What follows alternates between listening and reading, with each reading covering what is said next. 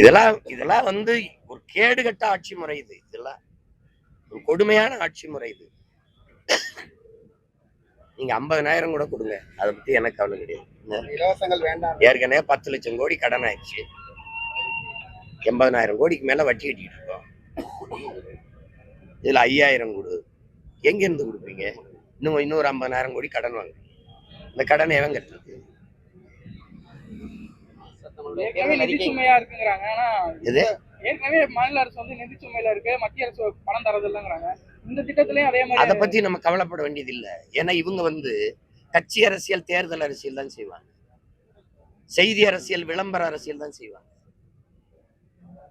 இவங்க சேவை அரசியல், செயல் அரசியல் தெரியாது. மக்கள் அரசியலுக்கு வரமாட்டாங்க.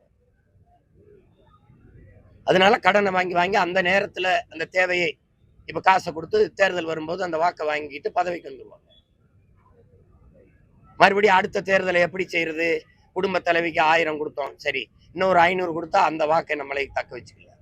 இதைத்தான் சிந்திப்பாங்க. ஒரு தாயை வந்து ஒரு குடும்பத்தின் தலைவியை ஒரு நாளைக்கு 30 ரூபா கூட சம்பாதிக்க முடியாது. ஒரு இட்லியின் விலை 30 ரூபா. ஒரு இட்லிக்காக சம்பாதிக்க முடியாது.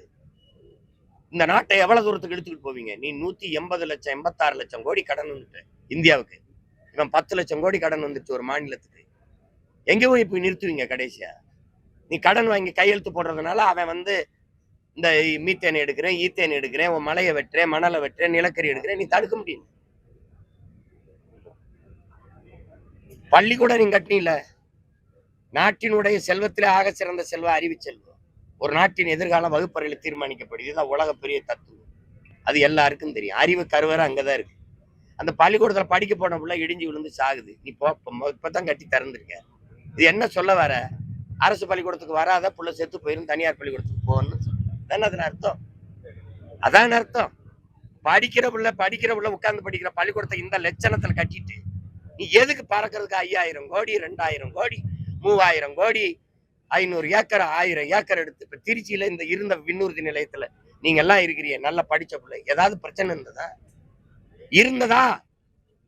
எதுக்கு இத்தனை 1000 ஏக்கரை எடுத்து இவ்வளவு கோடியை போட்டு கொட்டி நீ நாசம் பண்ணிருக்க? நான் உள்ள போனேன், வண்டி நினைச்சு ஏறி போயிட்டேன். இப்ப இந்த 3 கிலோமீட்டர் நடந்தே விண்ணூர்தி நிலையத்துக்கு விண்ணூர்திக்குள்ள போக வேண்டியது. இந்த உலகத்துல வேணாது மூளைங்கிற உறுப்பு இருக்கிற செய்வானா? பாய்த்திக்காரன் கூட இந்த மாதிரி வேலையை செய்ய மாட்டான். இருக்கிறதுல நினைவு காணும். சிறியதே அழகு. அதை விட்டு போட்டு தேவையில்லாம பறக்கிறது. ஏன் படிக்கிற பிள்ளைய படிக்கிற பள்ளிக்கூடம் கல்லூரியில் இப்படி கட்ட மாட்டேற? மருத்துவம் பார்க்குற மருத்துவமனை இவ்வளவு அழகா கட்ட மாட்டேங்கிற?